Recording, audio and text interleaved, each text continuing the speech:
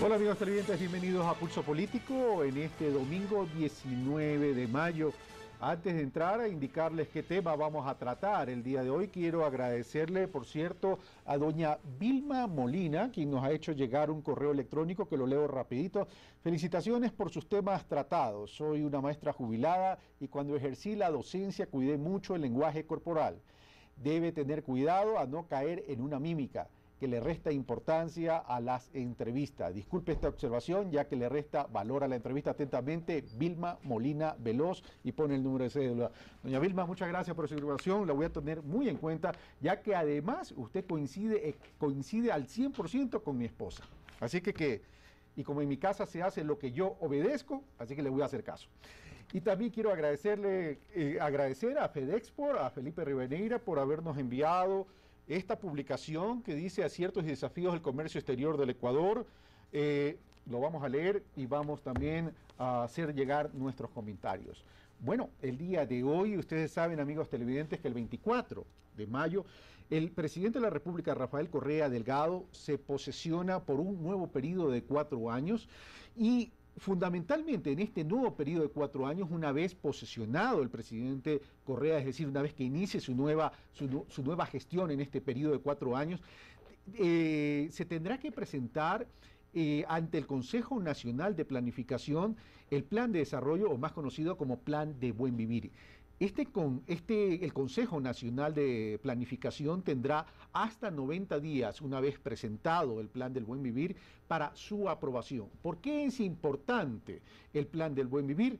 Porque a partir de ahí se van a estipular la hoja de ruta para el próximo periodo 2013-2017 y en consecuencia, a partir de esa hoja de ruta hay que establecer el nuevo presupuesto y recordemos que el presupuesto hoy en día se lo aprueba por el cuatrienio. Es importante entonces que conozcamos en qué consiste el Plan del Buen Vivir, qué factibilidades de éxito tiene este nuevo Plan del Buen Vivir por este nuevo periodo, además teniendo como objetivo central la erradicación de la pobreza. Para tratar sobre este tema, veamos a quién hemos invitado. Fander Falconi, máster en Economía, doctor en Economía Ecológica y Gestión Ambiental, secretario nacional de Planificación y Desarrollo.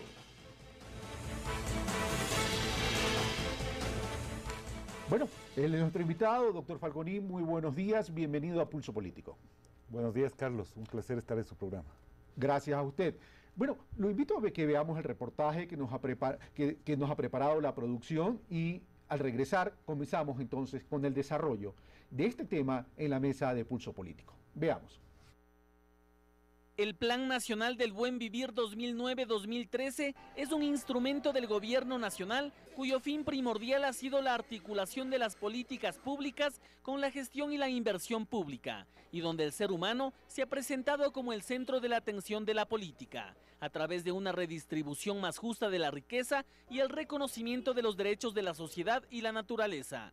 Este plan ha implementado acciones importantes en el marco de las necesidades de un Estado democrático, solidario y sostenible, a través de objetivos enmarcados en la igualdad, la integración, el trabajo estable, el fortalecimiento de la identidad nacional y en general el mejoramiento de la calidad de vida de los ecuatorianos. El modelo económico del presidente Correa ha afectado seriamente, muy seriamente, a la estabilidad laboral. Se ha caracterizado por lanzar a la desocupación a miles de personas.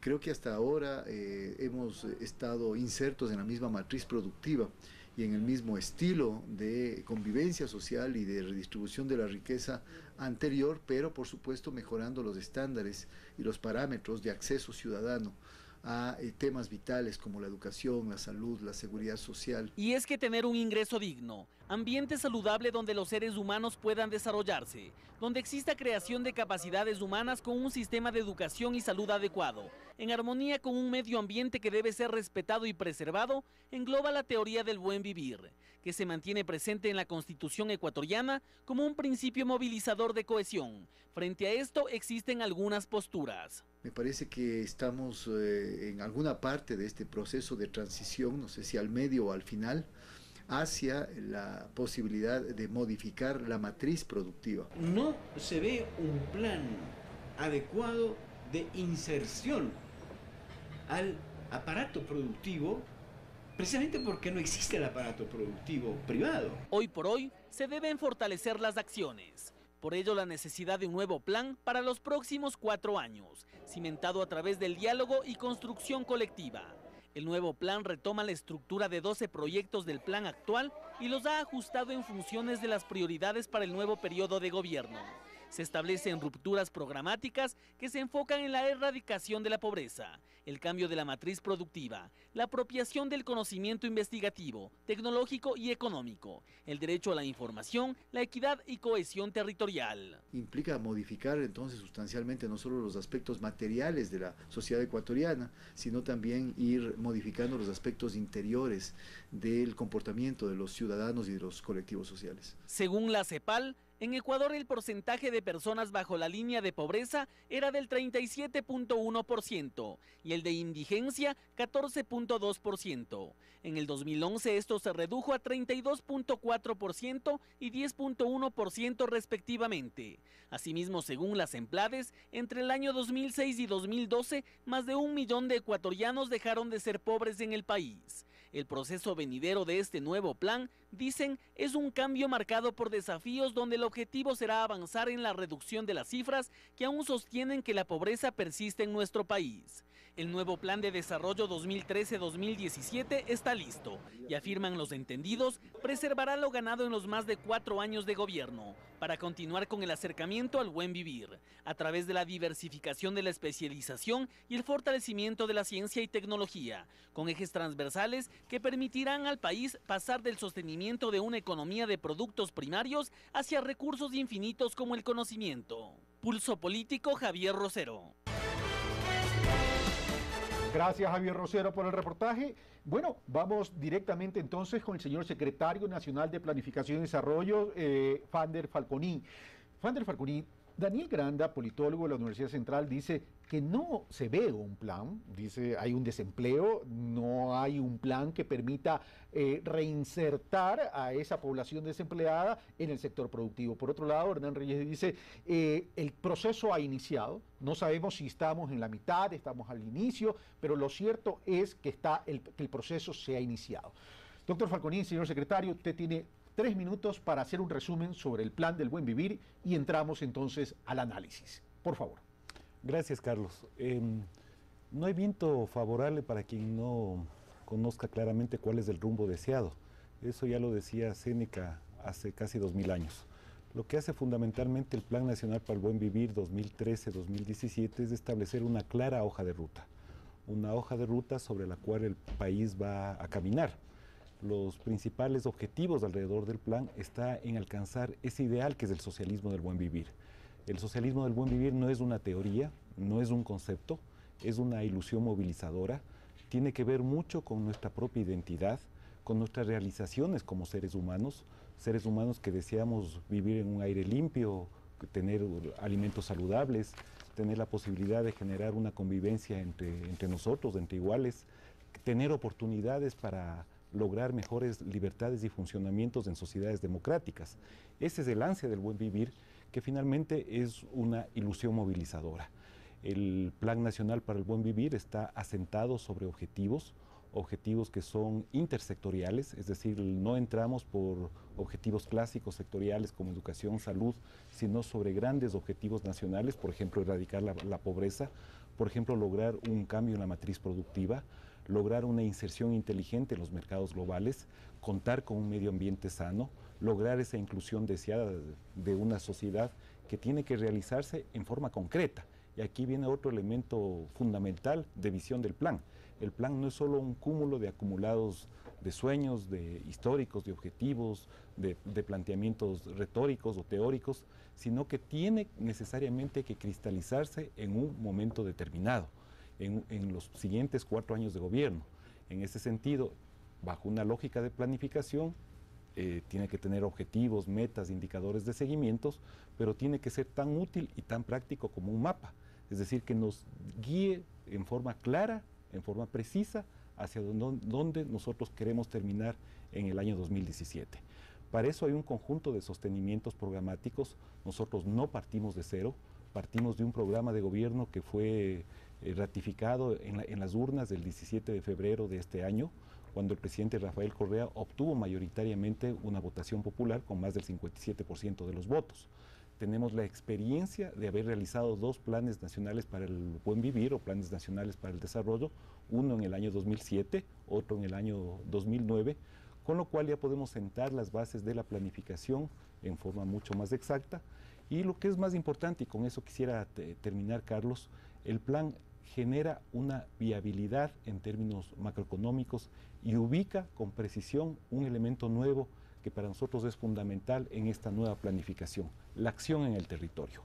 Es decir, esta idea de que los frutos del desarrollo, los frutos de la equidad, los frutos de la inclusión deben traducirse en temas territoriales concretos, en mejoras concretas para la población que habita en los distintos lugares de nuestra patria. Señor secretario, usted ha dicho algo que es importante y dijo, no solamente es cuestión de crear un imaginario de movilización en términos de desarrollo, sino también de tener objetivos claros, acciones claras en este último comentario suyo, acciones en el territorio, lo cual significa que esos objetivos no pueden ser meros enunciados, sino que tienen que haber metodología para poder tangibilizar los resultados al final de los 4 años y a medida que van transcurriendo los 4 años.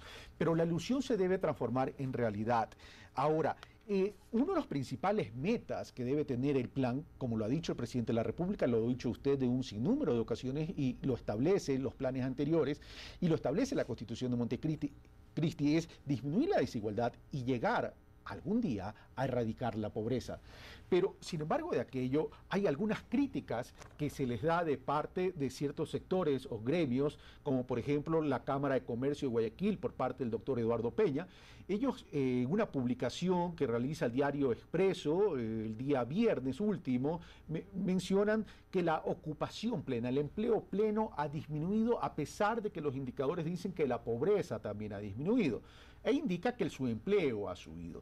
Y voy a citar algunos datos. Dice, el 45% de la población económicamente activa se dedica al subempleo según el INEC. Esto lo publica Diario Expreso.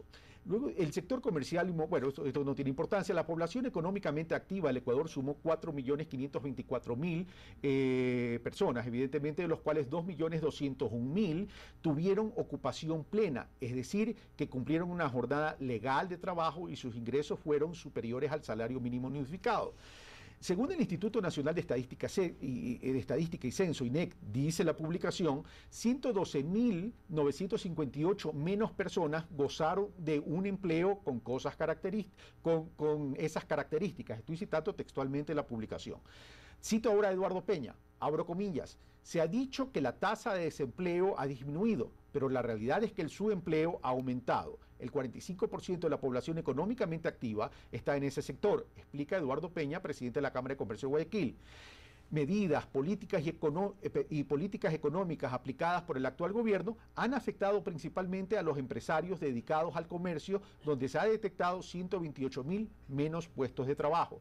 El país, dice Eduardo Peña, paga más del 20% del Producto Interno Bruto en impuestos. Con la carga tributaria que tienen los negocios, es más difícil que se animen a reinvertir. Puede que las empresas paguen más impuestos, pero eso no significa que generen más empleo, dice Eduardo Peña. Señor secretario.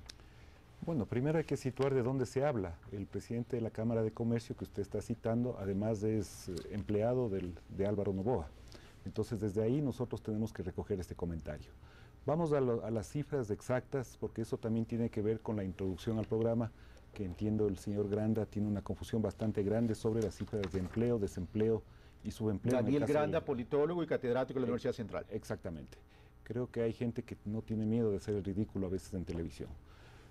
Carlos, entre el periodo 2006, si uno hace una comparación entre 2006 y el 2012, y lo compara en tiempos exactos, es decir, diciembre del 2006 versus diciembre del 2012, nosotros podemos observar algunos comportamientos de la economía del Ecuador. En primer lugar, la economía crece a un ritmo sostenido, es decir, somos mucho más prósperos. La economía del Ecuador ha tenido una tasa de crecimiento en ese periodo del 4.3%, que es superior al promedio latinoamericano. El promedio latinoamericano fue del 3.5%.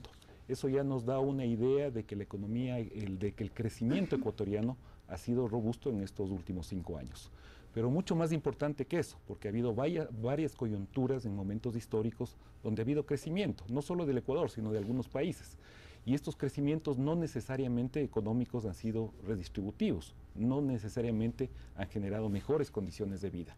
En el caso del Ecuador, en ese mismo periodo, el periodo que estamos comparando, lo que ha ocurrido es que hemos tenido una reducción sistemática de la inequidad. Tan es así que la Comisión Económica para América Latina, la CEPAL, en su reporte de diciembre, que se llama Panorama Social para América Latina, destaca al caso ecuatoriano como el país que más ha reducido inequidad en toda América Latina y el Caribe. Es decir, hay un éxito notable de la política pública ecuatoriana. La reducción de la inequidad se la mide técnicamente por un indicador que se llama el coeficiente de Gini. Mientras más cercano a cero es este coeficiente, quiere decir que las sociedades son mucho más equilibradas, son mucho más igualitarias. Mientras más cercano a 1, quiere decir que las sociedades son altamente inequitativas. Tenemos una herencia en América Latina de haber heredado estas cargas y estas distancias sociales que se expresan en distancias en patrimonio, en origen, en ingresos. Y nosotros recibimos un país con una inequidad sumamente alta, medida técnicamente, en este caso, en el ejemplo ecuatoriano, del 0.54. Hemos reducido 8 puntos y esos 8 puntos es la reducción más significativa en América Latina. Eso es decir mucho. La propia Naciones Unidas indica que América Latina es la región más desigual del planeta, incluso más desigual que el África subsahariana. Y en ese contexto, en un contexto que además hemos tenido una crisis internacional de por medio, América Latina en general ha tenido resultados positivos y el caso del Ecuador es absolutamente emblemático en ese sentido. Ahora vamos hacia la dimensión de la pobreza, porque es otra característica de las brechas sociales y de las malas políticas públicas que experimentó la región durante la época neoliberal. Nosotros recibimos un país con una alta pobreza, medida en forma objetiva. Si uno la mide por ingresos, la puede medir por necesidades básicas insatisfechas, por consumo, e incluso lo que se llama pobreza subjetiva, es decir, cómo nos identificamos nosotros independientemente de los niveles de ingresos. En el caso del Ecuador, el país ha reducido en 10 puntos la pobreza medida por ingresos. Esto quiere decir, y eso aparecía en la pantalla, la pudieron ver todos los televidentes, que cerca de 1.050.000 personas en el Ecuador dejaron de ser pobres en el periodo que estamos analizando. Diciembre del 2006, comparándole con diciembre del 2002. Hubo movilidad social. Y además hubo una movilidad ascendente. Hay un estudio, paradójicamente, del Banco Mundial. Yo no soy afín a las políticas del Banco Mundial, ni mucho menos. Creo que han causado una enorme destrucción este tipo de políticas de privatización, ajustes estructurales, aperturas indiscriminadas. Eso ya se vivió en el Asia durante los años 90. Nosotros lo experimentamos también en América Latina y estamos viendo el caso europeo. Cómo parecería que muchos de los países caen como una especie de castillo de naipes. Ya sucedió con Portugal, con Irlanda, con Grecia, con España, con Chipre. Y recientemente nos acabamos de enterar que Francia ya tiene 2 trimestres consecutivos de recesión. O sea, técnicamente está en un estado de recesión. Y es justamente por la aplicación de este tipo de políticas, privatización, ajustes estructurales indiscriminados. Estas herencias que nosotros heredamos, hemos tenido un enorme éxito en reducir la pobreza. En el caso de las condiciones de empleo, y aquí hay un dato que es contundente, el Ecuador tiene la tasa más baja de desempleo en este momento en América Latina. No lo decimos nosotros, lo dice la Comisión Económica para América Latina. Si uno mide, compara la tasa de desempleo en términos urbanos, el Ecuador tiene la tasa de desempleo más baja, menos del 5%. Durante este gobierno, Carlos, por primera vez, la ocupación plena le superó al subempleo. Es decir, cambiamos las tendencias. La ocupación plena le rebasa al subempleo, que ciertamente es un problema estructural de la economía del Ecuador. Y hay otro dato muy importante, porque aquí nos podríamos perder en un mar de datos: la calidad del empleo. Primero, el Ecuador durante este periodo de gobierno no ha tenido una sola huelga nacional. Y recordemos lo que sucedió en épocas pasadas, cuando las enormes y la inestabilidad en las condiciones laborales implicaba también una enorme movilización social y popular. En este caso no hemos tenido ese tipo de conflictos, hemos gozado de estabilidad laboral, se eliminó la tercerización laboral y lo que es muy importante, la ocupación, el servicio a la seguridad social, en el caso del Ecuador, ha pasado del 40 al 60% en términos del acceso a la seguridad social. Es decir, todos estos elementos, Carlos, nos dan un panorama positivo, importante, y así lo están recogiendo los distintos organismos internacionales que mencionan al caso del Ecuador como un caso emblemático. No quería que se me escape la idea del Banco Mundial. ¿Por qué cité al Banco Mundial? Porque el Banco Mundial tiene un estudio que lo publicó recientemente sobre la movilidad de la clase media en América Latina y destaca que uno de los países donde más alta movilidad ha habido, es decir, donde mayor ascenso de lo que se llama la clase media medida por ingresos, ha sido justamente el caso del Ecuador. Entonces creo que los resultados son bastante contundentes para indicar que la estrategia de desarrollo que estamos siguiendo en el Ecuador es exitosa. Ahora, pero hay algunas personas que mencionan el tema subempleo como algo, como que fuera diciendo que es un problema estructural, ¿correcto? Dice, el empleo pleno, usted menciona, señor secretario, ha subido, la inequidad ha disminuido y hay una tendencia a seguirla disminuyendo, la alta pobreza se redujo en 10% y las condiciones de empleo han mejorado en el Ecuador, a tal punto que dice, el Ecuador tiene también la tasa de desempleo más baja de América Latina. Pero hay ciertos datos que también preocupan a nivel de América Latina y veamos cómo está Ecuador. Por ejemplo, la misma OIT, la Organización Internacional de Trabajo, hace poco, la directora regional de la Organización Internacional de Trabajo para América Latina y Caribe, Elizabeth Tinoco, menciona lo siguiente, dice, llamó este miércoles a los gobiernos a tomar medidas específicas para generar más y mejores puestos de trabajo para los jóvenes. Dice, Tinoco habló así tras conocerse el último informe mundial de la OIT sobre el empleo juvenil que indica que la tasa de desempleo global para que tienes entre 15 y 24 años es del 12.9% y la tendencia es a empeorar.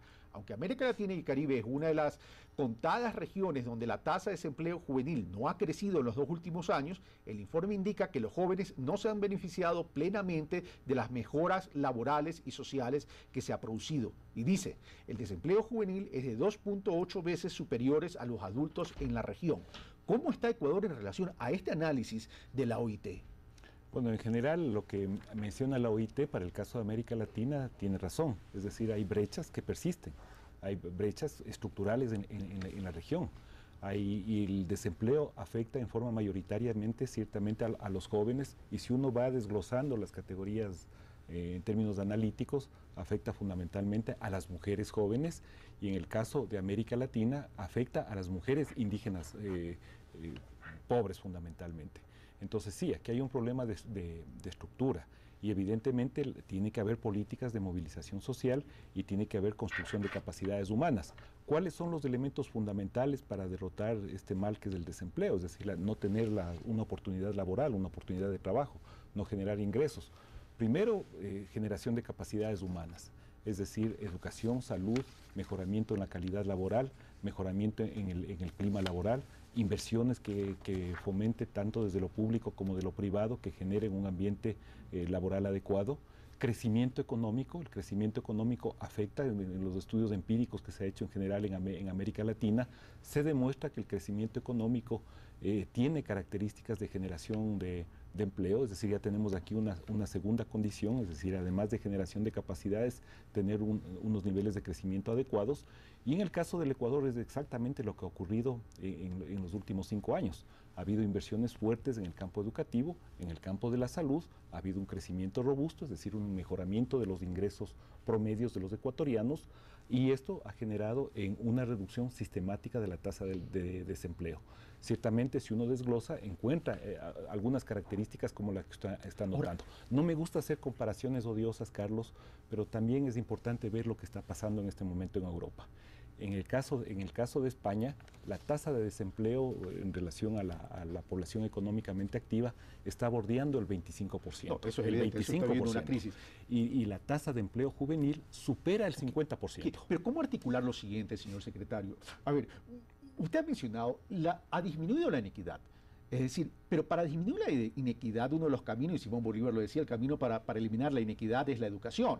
Y el gobierno habla de una revolución educativa, pero a pesar de la revolución educativa que se ha emprendido en el Ecuador ya desde hace algún tiempo, los niveles de deserción escolar son una realidad y ahí hay que atacar. Ahora, si estamos en esa revolución educativa y estamos hablando de cambio de la matriz productiva, ¿cómo garantizar a todas esas jóvenes que están saliendo de los colegios y las universidades una oferta laboral capaz de absorber a toda esta población joven? Eso por un lado. Y por otro lado, hay otro sector de la población que también nos preocupa, que es el adulto mayor. Señor secretario. Carlos, yo creo que hay que ver en términos de tendencia lo que ha ocurrido en el Ecuador y también hacer un antes y un después, una línea divisoria de lo que teníamos en el país antes del 2007 y recuperar para los ecuatorianos lo que fue eso. Una época que estuvo marcada por la inestabilidad política, por un gobierno de la partidocracia, gobiernos que eran derrocados sucesivamente. En apenas una década hubo 7 gobiernos, políticas neoliberales que fueron un fracaso para América Latina. Así lo dicen los datos y los estudios serios. Es decir, hubo un retroceso en materia de generación de fuentes de trabajo, en materia de consecución de equidad. Entonces hay que valorar lo que ha sucedido en estos 5 años de gobierno, donde yo creo que se están haciendo las cosas en forma correcta, en forma adecuada. Ahora, evidentemente no quiere decir que se han derrotado todos los problemas estructurales, ni mucho menos. Mientras haya un solo pobre... No, es un proceso de 20 años, eso está claro. Mientras haya un solo pobre en nuestro país, nadie se puede sentir satisfecho. Es un imperativo moral de derrotar a la pobreza en el caso ecuatoriano. Y de hecho, eso es uno de los objetivos centrales del Plan Nacional para el Buen Vivir 2013-2017. Luego podemos acentuar un poco mejor los conceptos alrededor de los temas de matriz productiva. En el caso del Ecuador, en el tema de educación, hay varias tendencias que no las podemos dejar de desconocer. Primero, se han incrementado notablemente las coberturas. Estamos prácticamente a punto de universalizar la educación en el caso de la primaria. Ha aumentado la calidad y eficiencia en relación a la inversión pública, se ha más que triplicado la inversión en el campo de la educación y salud en términos reales, si uno hace un análisis comparativo. Hay mejoras de la eficiencia terminal, hay una mejor articulación entre el bachillerato y el sistema de educación superior. Ha habido una enorme voluntad política y un esfuerzo gubernamental de poner el cascabel al gato en los temas de educación superior. Eso se ha reflejado, uno, en una evaluación sistemática al sistema de educación superior, tanto universidades como politécnicas. Llevó al cierre de algunas universidades, justamente por su problema de calidad y excelencia. Hay todo un plan relacionado con generar las condiciones para darle la vuelta a la matriz productiva alrededor del sostenimiento en ciencia y tecnología. En la introducción al programa se lo decía bien, pasar de una economía que se sostiene en recursos finitos, agotables en el tiempo, petróleo y minerales fundamentalmente, que por definición cada unidad de uso implica inexorablemente su agotamiento en el tiempo, a una sociedad de la creatividad, del conocimiento y de la ciencia, que son los recursos infinitos. Eso no es solo un planteamiento retórico, unas bonitas palabras. Ya en la práctica, la inversión en ciencia y tecnología, este momento en el caso del Ecuador, se ha más que triplicado durante este gobierno. Entonces son elementos positivos que evidentemente implica acumulación en términos de condiciones de cambio. Ahora, señor secretario, uno de los principales objetivos que tiene el plan, y de acuerdo a la propia Constitución, tiene que ver con la equidad y cohesión territorial. Manuel Chiriboga tiene una opinión y una inquietud para usted. Veamos. Una de las dimensiones críticas del buen vivir en el país tiene que ver con las brechas rural-urbanas y territoriales. Si uno nace en las zonas rurales, tiene muchas más posibilidades de ser pobre, muchas menos oportunidades de desarrollarse plenamente. Lo mismo acontece con el lugar donde uno nace. No es lo mismo nacer en Quito que en Espíndola, en la provincia de Loja, o en San Lorenzo, en Esmeraldas. Cerrar estas brechas en el buen vivir, tanto rural como urbanas, como territoriales, me parece que es algo que el plan del buen vivir tiene como objetivo. Sin embargo, la evidencia parece señalar que no estamos avanzando suficientemente rápido para cerrar esas brechas. De ahí que me pregunte y le pregunte a Van der Falconi, ¿qué es lo que falló? ¿Cuáles son las limitaciones que hubo en el plan para cerrar estas brechas? ¿Y qué es lo que aconsejaría hacer para el próximo periodo para enfrentar estas dimensiones espaciales de inequidad en el buen vivir? Gracias, Manuel Chiriboga. Voy donde el señor secretario Van der Falconi, no sin antes citar, de acuerdo a las estadísticas del INEC, en 1950 la población urbana era de 913.000 habitantes y la rural era de 2.288.000. Al 2010, de acuerdo a estos datos que tengo acá, la población urbana es de 9 millones en cifras cerradas versus la población rural de 5.392.000. Señor secretario. Efectivamente, cambiaron notablemente las tendencias. Tenemos poblaciones que son mucho más urbanas en general en América Latina y en general en el mundo. Y aquí entra otro tema que es importante antes de contestarle las inquietudes que tiene Manuel Chiriboga. Cuando uno mide los impactos, digamos, justamente en el territorio para ir acentuando los elementos ahí, creo que hay que tener en cuenta al menos 3 variables fundamentales. Los impactos se miden, uno, por los niveles demográficos, los elementos poblacionales, el uso de la tecnología es el segundo, y evidentemente los niveles de consumo. O sea, estos 3 elementos conjugados dan cuenta de los distintos impactos de una sociedad concretamente en el territorio. Podemos tener tasas de crecimiento demográficos o poblaciones que son muy bajas, como el caso relativo, digamos, de los Estados Unidos en relación a China. Los Estados Unidos tienen una población de 300 millones versus China que supera los 1.300 millones de habitantes, pero el promedio de consumo de los norteamericanos es mucho más alto que el de los chinos. Por lo tanto, sus impactos ambientales o territoriales pueden ser mayores. Creo que hay que tomar en cuenta estas 3 variables. Y otro elemento fundamental cuando hablamos de demografía, que tiene que ver con las tasas de crecimiento. Las tasas de crecimiento en general en el mundo, y también esa es una tendencia para el caso ecuatoriano, disminuyen en términos de su crecimiento poblacional. En los años 50, 60 había crecimientos en algunas regiones de nuestro país que superaban incluso el 10%. Ahora tenemos una tasa promedio del 1.9% y la planificación tiene que sostenerse en este tipo de tendencias. Efectivamente, en el caso del plan, nosotros tomamos en la construcción de la visión de largo plazo que está inmersa en el Plan Nacional para el Buen Vivir 2013-2017, el elemento poblacional es una variable sumamente importante. En el caso concreto ya de la pregunta de Manuel Chiriboga, ciertamente tenemos un problema de brechas territoriales, urbanos-rurales, que se han ido disminuyendo y hay toda una tendencia y una aplicación bastante fuerte y una entrada que yo diría que ese es uno de los atributos de esta nueva planificación y del nuevo plan, de hacer una entrada sumamente al territorio, bajo 2 mecanismos muy concretos. Uno es ir cerrando paulatinamente los déficits de servicios y de acceso a los servicios básicos que tiene la población ecuatoriana, agua potable, alcantarillado, etcétera.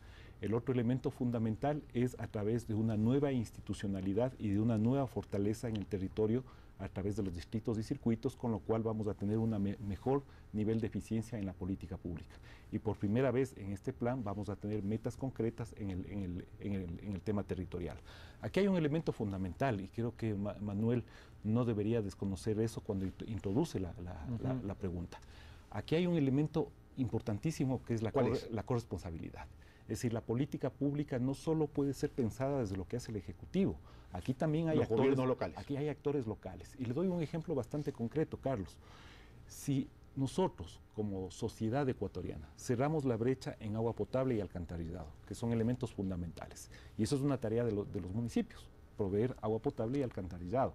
Si nosotros cerramos esas 2 brechas, es decir, si tendríamos una cobertura al 100% de agua potable y alcantarillado, la pobreza medida por necesidades básicas insatisfechas caería en 20 puntos. La pobreza que ahora se sitúa alrededor del El tema es, ¿eso va a estar en el plan de los próximos 4 años? Y eso, para que disminuya esos 20 puntos. Exactamente, eso implica corresponsabilidad, que los municipios dirijan adecuadamente sus inversiones, sus recursos en función de cerrar brechas territoriales. Entonces, aquí hay un elemento de corresponsabilidad que tiene que ser aplicado en una visión de planificación y una construcción del buen vivir. Gracias, señor secretario. Nos vamos a quedar ahí y vamos a regresar con una reflexión. ¿Cómo evitar la urbanización de lo rural? Que también es un tema importante porque tiene que ver con la mejora de la agricultura como política y estrategia de Estado, y también cómo mejorar la agroindustria en el país como parte de este elemento de desarrollo del país. Venimos de inmediato.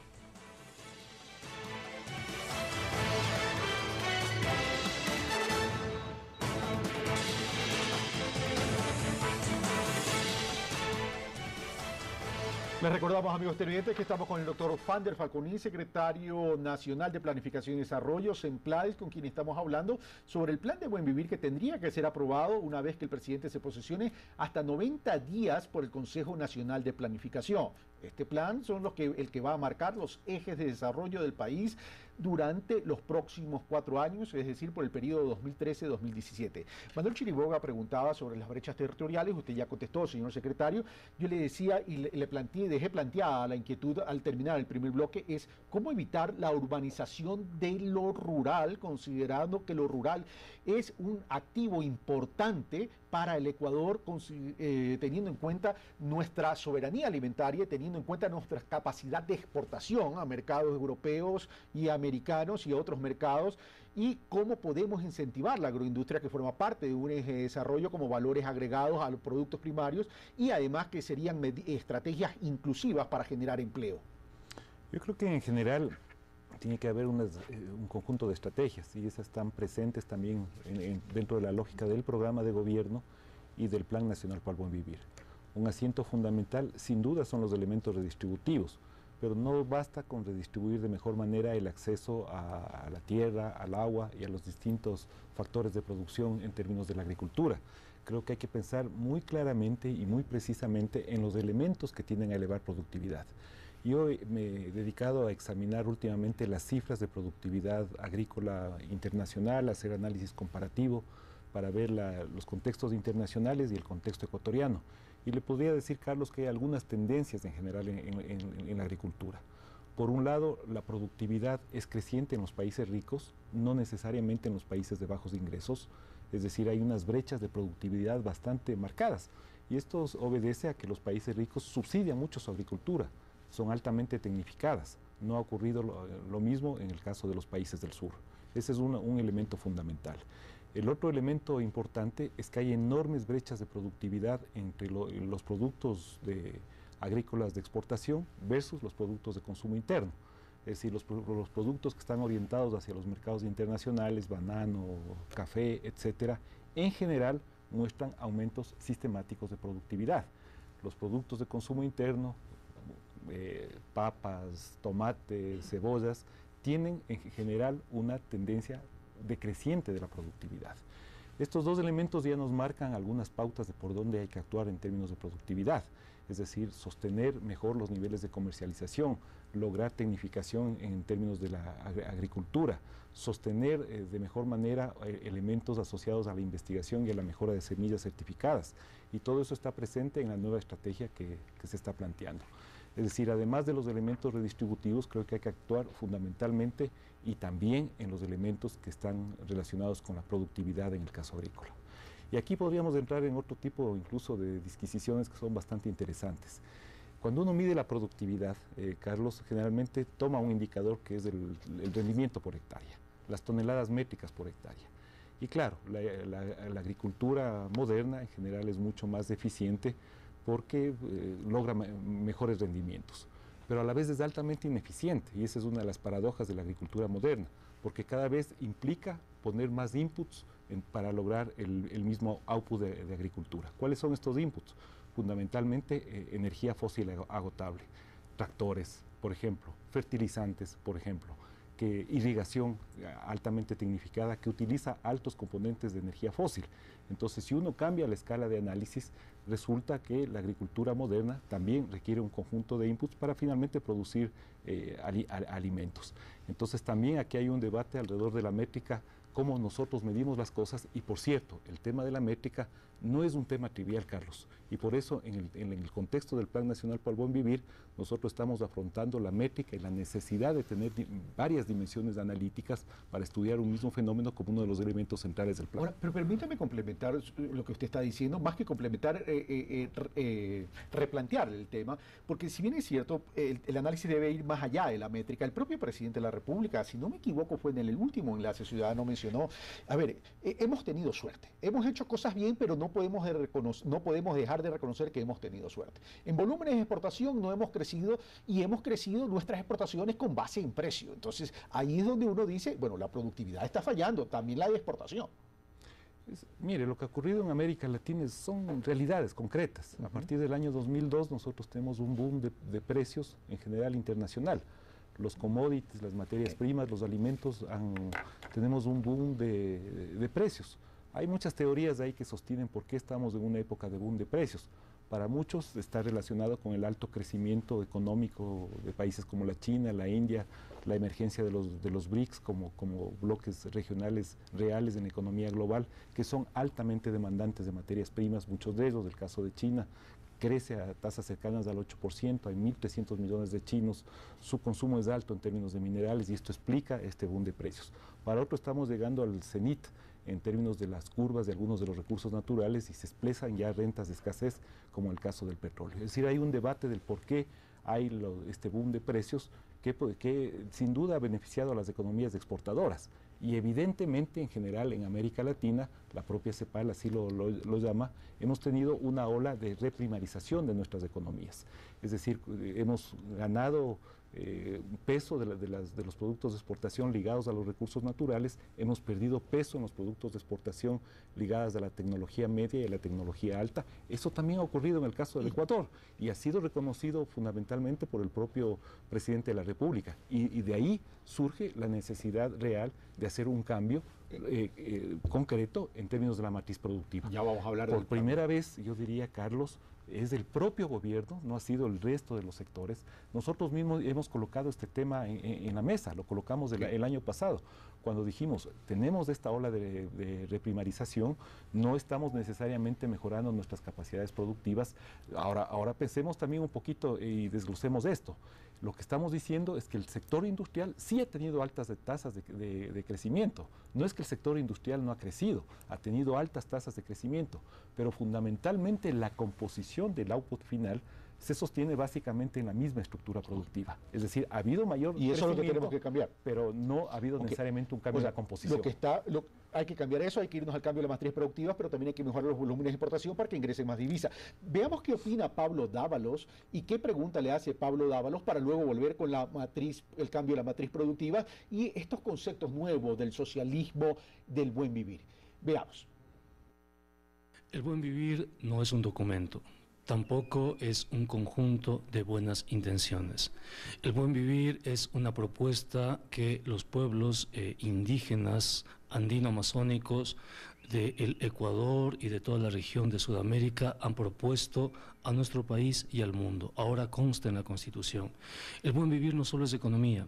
El buen vivir significa convivialidad, es decir, construir una sociedad sustentada en la paz, construir una sociedad sustentada en el respeto, construir una sociedad sustentada en las libertades. Si no hay libertades, si no hay paz, si no hay respeto, no hay buen vivir.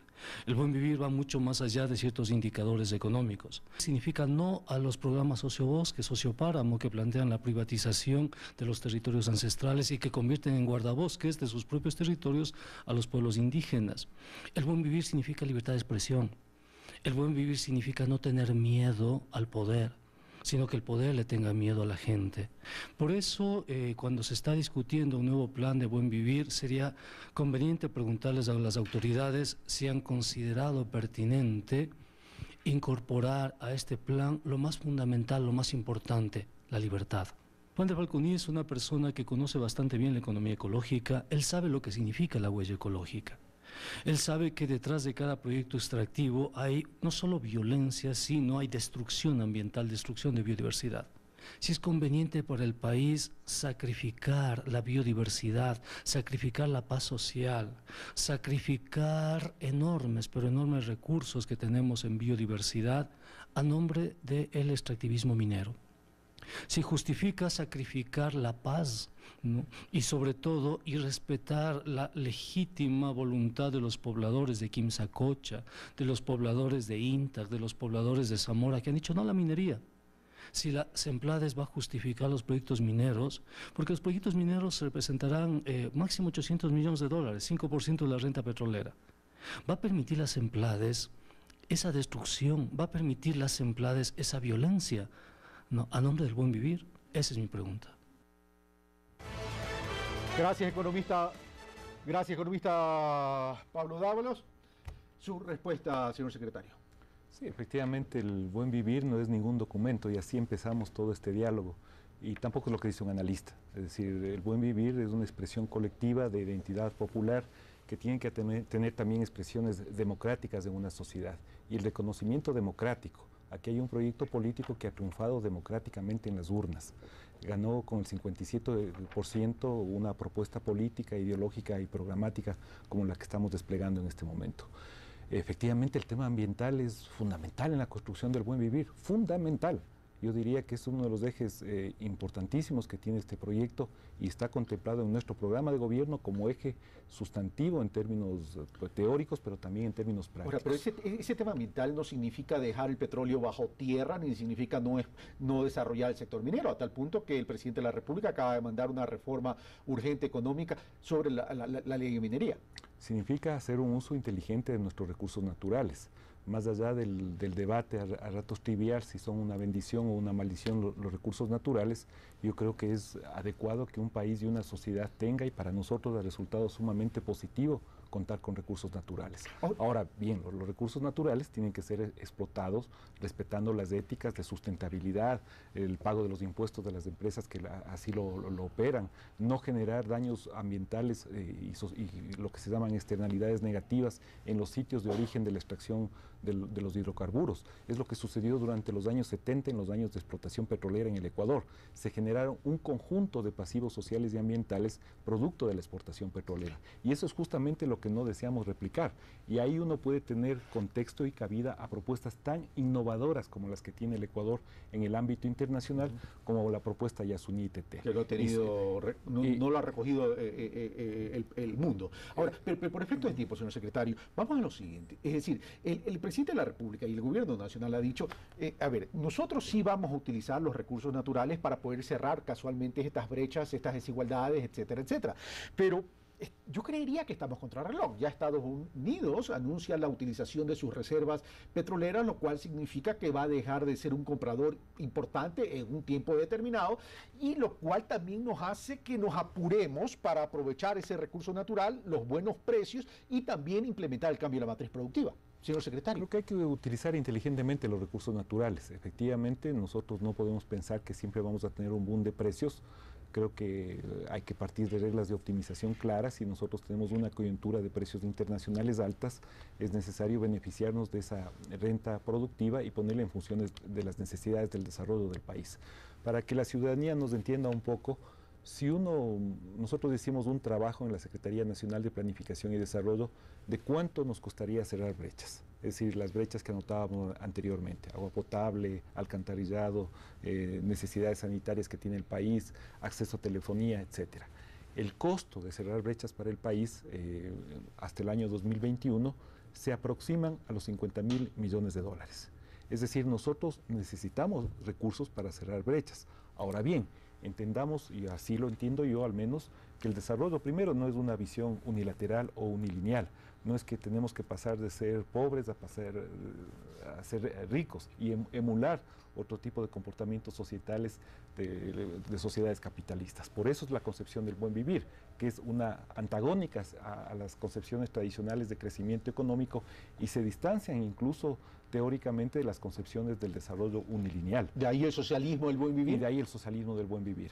En ese contexto, digamos, nosotros tenemos que hacer un uso inteligente de nuestros recursos naturales para convertirlos en lo que estamos llamando el tránsito de una sociedad que se sostiene ahora efectivamente, como dice el analista Dávalos, el peso está en sus elementos extractivos, pero no es el peso que lo ha generado este gobierno, es así como nos insertamos en los mercados globales desde el siglo XIX, es la realidad de América Latina. Nosotros nos insertamos en los circuitos internacionales vendiendo productos primarios. Es este gobierno quien tiene la valentía de plantearse verdaderamente un cambio de la matriz productiva. Ahora, ¿qué tan factible es cambiar esa estructura productiva en el país? El gobierno habla del cambio de la matriz productiva. Todavía se ha hablado, pero no hay todavía los resultados tangibles en términos ya de resultados finales. Refinería del Pacífico, 12.000 millones, todavía no tenemos noticias sobre el tema del financiamiento y los otros proyectos. ¿Qué tan factible es poder lograr todo ese cambio de la matriz productiva con inversionistas? Yo creo que está puesto ya el planteamiento absolutamente claro sobre la mesa. Nosotros necesitamos hacer algunos elementos para el cambio de la matriz productiva. Primero, evidentemente, generar diversificación de nuestra oferta exportable. Es decir, nosotros no podemos tener una estructura concentrada en pocos productos y pocos lugares de destino. En el tema de desconcentración de destinos hay elementos positivos, así lo dicen los datos de las estadísticas del Banco Central. En términos de concentración de producción, aún no se han dado pasos sustantivos. Entonces aquí hay que hacer una estrategia de diversificación de nuevos productos. Elemento número 1. El elemento número 2, bajo un esquema de dolarización, que implica una alta vulnerabilidad para una economía como la del Ecuador, porque no tenemos la capacidad de devaluación o de depreciación que tienen nuestros socios comerciales, y eso es un dogal en términos de comercio internacional. Política monetaria, está claro. Hemos perdido la política monetaria. Nosotros tenemos que cuidar como oro a nuestra balanza de pagos y concretamente a nuestra balanza comercial. La segunda estrategia es ir hacia una sustitución selectiva de importaciones, y aquí topo un elemento muy importante que usted señaló en una de las preguntas que me hizo, el tema de la soberanía alimentaria. No podemos estar importando maíz que podemos producir aquí en el caso del Ecuador, no podemos estar importando productos de consumo internos que sí lo podemos hacer en el caso ecuatoriano. Y la tercera elemento en términos de la matriz productiva tiene que ver con lograr en realidad un asiento de la industria de base. Esto es petroquímica, siderúrgica, lograr algunos elementos de encadenamientos productivos en industria básica, y en ese contexto uno puede entender la importancia que le está dando el gobierno nacional a un proyecto tan emblemático como Yachay. Yachay es una apuesta al futuro justamente para el desarrollo de la ciencia, la tecnología y la innovación del país. No, evidentemente es un eje central dentro de este cambio estructural. Me quedan 2 minutos, señor secretario. Una de las cosas que critican ciertos sectores es la participación ciudadana en términos de la planificación. Este socialismo, el buen vivir, como se lo ha llamado, además de su filosofía, ¿qué tanto se ha acercado a la participación ciudadana para poderlo diseñar, para poderlo estructurar y luego para poder monitorear su ejecución? Efectivamente, creo que es una crítica real y concreta y además válida. O sea, la planificación no puede ser sentarse en el escritorio y hacer intrincados organigramas o dibujitos en PowerPoint. Tiene que tener una cosa absolutamente vital, una participación activa de una sociedad movilizadora que suscita el cambio y las ideas, porque finalmente eso es un proyecto político, un proyecto de seres humanos de carne y hueso. Entonces es fundamental los elementos participativos. Y aquí le menciono 2 datos importantísimos, Carlos. El programa de gobierno, que yo tuve la oportunidad de coordinar, el programa de gobierno del Movimiento País, implicó la construcción con actores concretos, cerca de 7.000 personas participaron en la elaboración de ese programa de gobierno. Tuvimos más de casi un centenar de encuentros para la elaboración del programa de gobierno, y en la elaboración del Plan Nacional por el Buen Vivir, que tiene otro código, porque no es un elemento partidario, es un elemento que nos tiene que dar una visión de Estado, de país, y tiene que ser riguroso en términos de planificación. Nosotros hemos tenido una participación de casi 7.000 personas en más de 200 mesas de trabajo, y recientemente en Montecristi tuvimos por primera vez una asamblea plurinacional e intercultural para fortalecer los elementos programáticos de este plan. Gracias, señor secretario. El tiempo se nos ha ido. Muchas gracias por estar con nosotros y por darnos a conocer los ejes de este plan de buen vivir, que tendrá que aprobarlo el presidente y luego ir al Consejo Nacional de Planificación. Gracias, señor secretario. Y el próximo domingo estaremos en vivo y en directo analizando el discurso del señor presidente de la República. Recordemos que él se posesiona el 24 de mayo y tendremos en esta mesa a Mauricio Dávalos, exministro de Finanzas, a Mauricio Pozos, exministro de Finanzas, economista Carlos Cortés, en su momento también fue exministro de Finanzas del país, y a Marco Aníbal Navas Leiva para analizar el discurso desde lo económico del presidente de la República del Ecuador. Un fuerte abrazo, los espero el próximo domingo.